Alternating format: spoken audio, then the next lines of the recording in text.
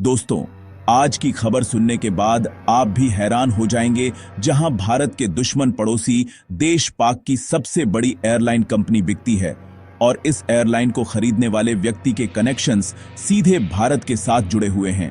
जहां भारत ने आज ही तुर्की को एक बड़ा झटका दिया है पाक का समर्थन करने के लिए, और भारत की एयरलाइन इंडस्ट्री के अंदर जो भी लीज पर लिए गए तुर्की के विमान थे, भारत ने उन्हें कुछ ही महीनों के भीतर वापस जाने की अनुमति दे दी और दोबारा उनके एक्सटेंशन की रोक लगा दी है।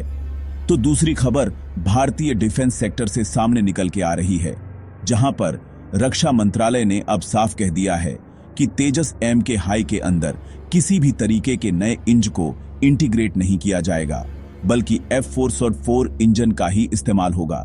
जानते हैं आज के इस वीडियो में दोनों ही इंपॉर्टेंट अपडेट डिटेल्स में। यदि आपको हमारा काम पसंद आए, वीडियो को लाइक, चैनल को सब्सक्राइब जरूर कीजिएगा, क्योंकि आपका यह छोटा सा काम आप तक यह जरूरी और सही खबरें लाने में हमारी बड़ी मदद करता है।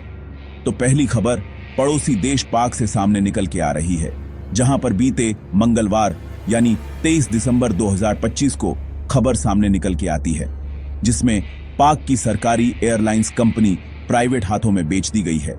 जहां पाक की राजधानी के अंदर खुली नीलामी होती है इस एयरलाइन की, और इसे खरीदा गया है आरिफ हबीब की तरफ से। इन्होंने करीब 135 बिलियन पाक रुपए में सफल बोली लगा के पाक इंटरनेशनल एयरलाइंस कॉरपोरेशन लिमिटेड को खरीद लिया है और इस नीलामी में सबसे बड़े दावेदार थे। वहीं भारतीय करेंसी में बात की जाए तो लगभग Rs करोड़ के बराबर यह डील बनी।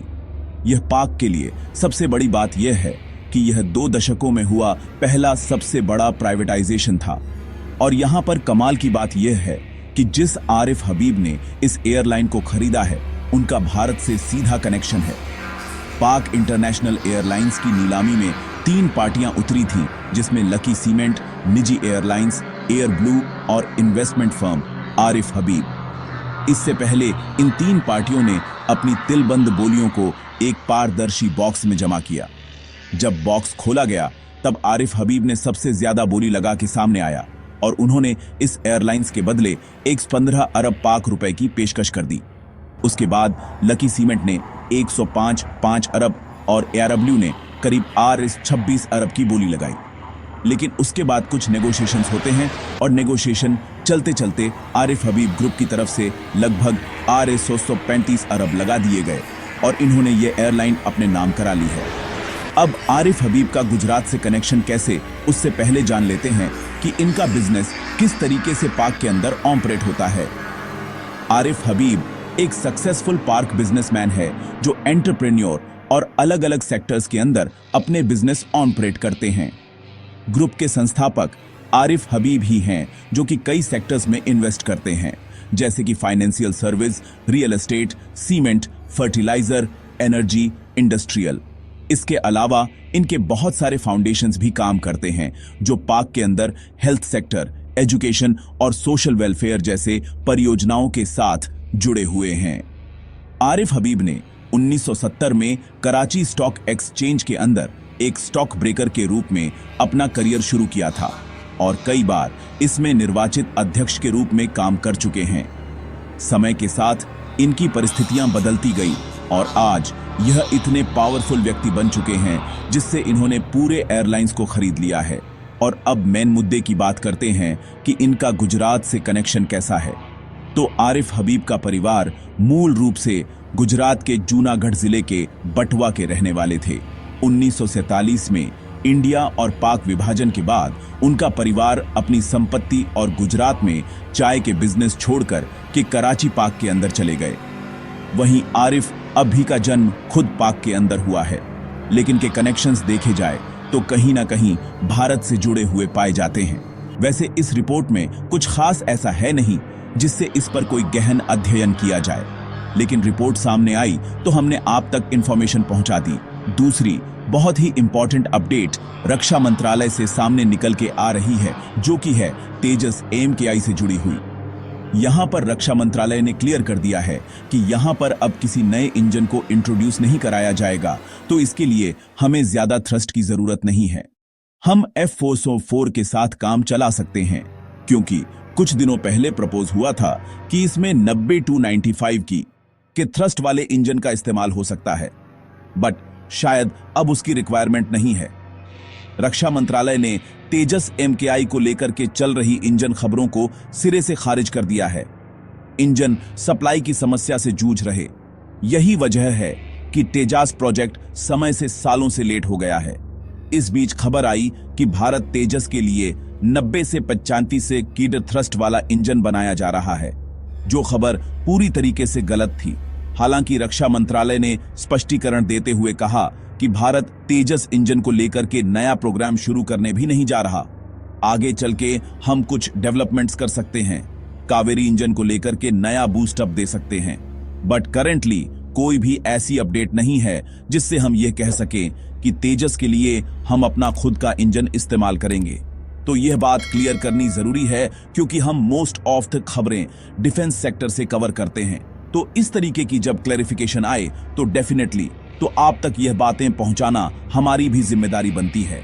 इसके अलावा कई ऑफिशियल से बात की गई, तब रक्षा मंत्रालय के वरिष्ठ अधिकारियों ने कहा कि जनरल इलेक्ट्रिक के F404 IN-20 इंजन अगले 15 से 20 सालों तक के लिए तेजस प्रोग्राम की जरूरतों को पूरा करने में सक्षम है, इसलिए किसी भी विदेशी विकल्प की अभी जरूरत नहीं है। ऐसे में नए इंजन प्रोग्राम का भी सवाल नहीं उठता है। HAL ने तो ऑलरेडी इंजन डील को पहले ही साइन कर रखा है और आगे चल के कई और डील्स हम साइन कर रहे हैं, और इसी साल एक बड़ी इंजन डील हमने साइन की है। HAL यानी कि हिंदुस्तान एनाटिक्स लिमिटेड ने जनरल इलेक्ट्रिक एरोस्पेस के साथ नवंबर 2025 में 1.08 बिलियन का कॉन्ट्रैक्ट साइन किया है, जिसके तहत 113 एडिशनल F404 IN-20 इंजन्स होंगे, जिसमें से 99 तेजस के लिए, बाकी 14 ऑप्शनल के तौर पर खरीदे गए हैं। इंजन बचे हुए 77 तेजस Mk1A विमान की भरपाई की पूरा करने के लिए होंगे। इसके अलावा इंजन की डिलीवरी 2032 तक पूरी की जाएगी। इसके साथ तेजस प्रोग्राम के लिए अब तक कुल 212 F404 IN-20 इंजन के ऑर्डर्स बुक किए जा चुके हैं, जिनकी इंजन डिलीवरीज भी भारत के साथ शुरू कर दी गई है अमेरिका की ओर से। इसके साथ तेजस प्रोग्राम के लिए अब तक कुल 212 F404 IN-20 इंजन के ऑर्डर्स बुक किए जा चुके हैं, जिनकी इंजन डिलीवरीज भी भारत के साथ शुरू कर दी गई है अमेरिका की ओर से। वहीं 404 IN-20 engine on condition maintenance पर चलता है, यानी कि इसके लिए तय सीमा या फिर उड़ान घंटों की ओवरऑल जरूरत नहीं होती है।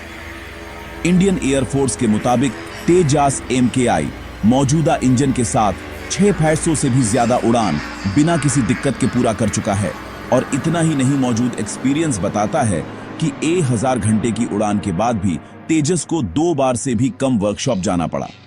इंजन में लगे सेंसर्स बताते हैं कि कोई भी पार्ट बहुत ज्यादा घिसा नहीं है, और जो भी पार्ट थोड़े बहुत रिपेयरेबल होते हैं वह सारे सेंसर्स पहले ही अलर्ट भेज देते हैं। अधिकारियों ने परिस्थितियों को समझते हुए कहा कि अगर विमान 180 से 200 घंटे तक उड़ान भरता है तो 2031 से 32 तक बनने वाली आखिरी तेजस MKI को 2050 तक किसी भी तेजस को नए इंजन की जरूरत नहीं पड़ेगी। इसका मतलब यह है कि नए इंजन 1 दशक तक स्टोर में रखे रहेंगे।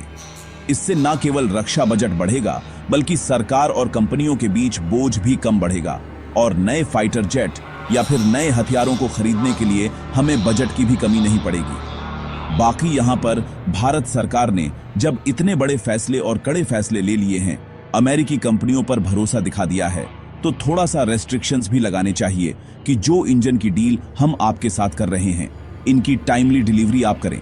जो इंजन साल 2021-22 में भारत को मिल जाने चाहिए थे, वह 2025 तक डिलीवर नहीं हो पाए हैं, और दिसंबर खत्म होने की कगार पर है, और प्रॉमिस था कि 10 से 12 इंजन्स भारत को मिल जाएंगे, और अभी शायद भारत के पास 4 से 5 इंजन मौजूद हैं।